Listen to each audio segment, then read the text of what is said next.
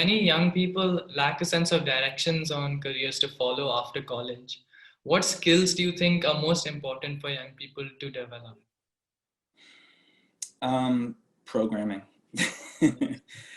when I, no matter what field you're going into, if you know how to cast a problem in a numerical way, or if you know how to, visualize data in an appealing way, those skills will always be coveted. When I was a graduate student, I didn't know how to program. I mean, I knew how to write like a very simple program in Fortran, but then I got to my PhD and I took a course where it required me to learn how to program. And over the years, I found that my confidence and my ability to solve problems has correlated very strongly with my ability to write code. And I think it's because, when you start out in science, right, you have to learn tools before you can actually probe systems and understand their physics and their chemistry.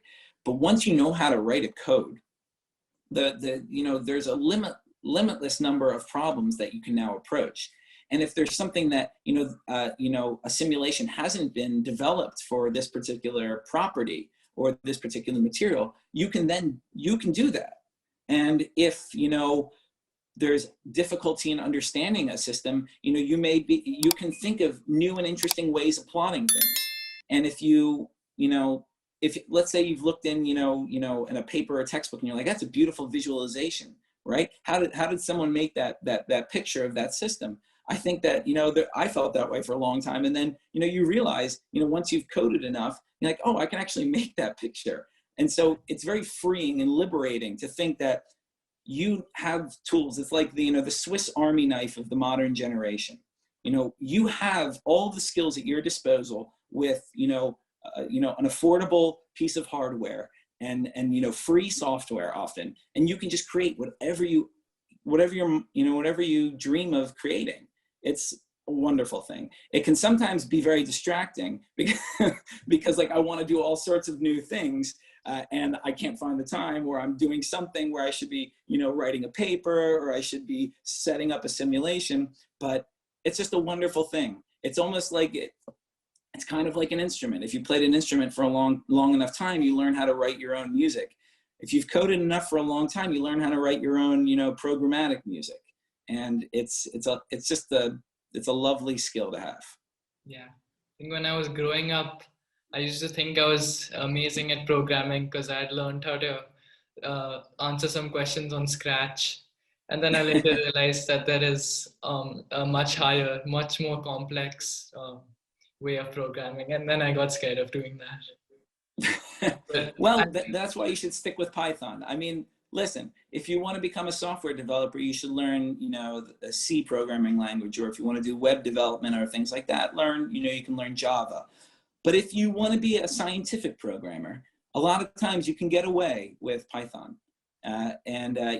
All the hardcore quantum mechanical simulations or, classical molecular dynamics simulations, people have already coded those codes, and they're really, really good ones that you can trust. And there's no sense in reinventing those wheels. But if you want to develop a new simulation technique that, utilizes those codes, or if you want to, make beautiful plots, or you want to do a quick, simulation, a very simple simulation on a Monte Carlo simulation or whatnot, then a lot of times it's easiest just to use a programming language like Python. And a lot of times you can make Python pretty fast. So I don't know. I love using it. It's, I think, very simple and intuitive, and it leads to, just this ability to, tackle any problem that you could ever dream of. So I think that there's no reason to be scared. A lot of these skills take time to develop, but if you're patient and hardworking, I think anyone can get there. Yeah. And my last question to you is that with all the experience that you've had so far, are there any guiding life principles that have emerged? Balance. Always maintain balance. You can't push yourself too hard in one direction. You have to have multiple directions moving at once. Not only in life, I mean, in research, you should always have multiple directions moving at once, because sometimes you're going to be driving down a particular road and there's going to be a dead end. And so you have to be able to learn how to pivot and move in different directions, and focus on things that are, working the best for you. But more so in life, you can't focus all of your time on research. There has to be time for creative pursuits beyond research. There has to be time for hobbies. There has to be time for going out with friends. There has to be time for spending time with family. And if you develop a healthy balance of all of these things, life will be a wonderful experience. Yeah. But if you just focus in on one of them too much, then, you're missing out. And so I think that it's important to, learn how to do research and learn science, but then to, go out in the world and experience it. And, teach, if you want, teach your loved ones about it. And, my family doesn't really want to hear about it, but that's why I have my friends. Yeah. They'll listen to my science talk. And it is exhausting. It will get exhausting just doing one thing, and it's best to explore many different things. Oh yeah, let me say one more thing actually. Yeah. I think that a lot of times people, especially in university, are afraid to ask questions, and it's because they don't want to, be embarrassed by, other people thinking that maybe they don't know the material that well. You have to ask questions. You have to be shameless in your asking of questions, because at the end of the day, that's the only, that's one of the key ways to learn, is either making a mistake and catching it, or asking a question before you've made a mistake. That's just the key to science. And I think I was lucky in that I learned how to be shameless early on in my undergraduate career, and I didn't have a problem raising my hand whenever I had a question. In fact, maybe the teachers got a little bit tired sometimes by the fact that I would ask a lot of questions, but you have to, at every point in your career, ask questions, because you're not expected to know every single thing about everything. There's so much you can learn from other people, and if you just ask them questions, you'd be surprised at how much, you can learn from them. So that's my second thing of equal importance. Yeah, even I should start doing that. I think it's funny because when we had to go to school, the teachers would ask us to be quiet. And in online school, all the teachers are wanting us to talk because nobody's talking and nobody's asking any questions. So yeah, I should also start asking questions soon. Everyone should. It's incredible what you can learn. I think that a lot of times when teachers are teaching something, they have to, meet a curriculum. They have to teach specific topics, and they can't get to every interesting nuance of every topic. But if you're interested in something, or you're confused by something, ask the question, because you want to build a foundation of knowledge that is solid.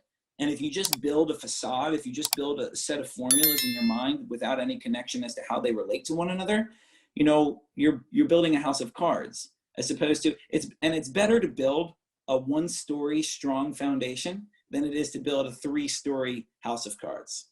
Yeah. So in that sense, ask questions, build that foundation, because then once you get to your PhD or postdoc, you don't have to worry about the whole thing collapsing. Just maybe one floor, but we can fix that. Yeah. So that's all. Thank you so much for taking the time off to speak with me today.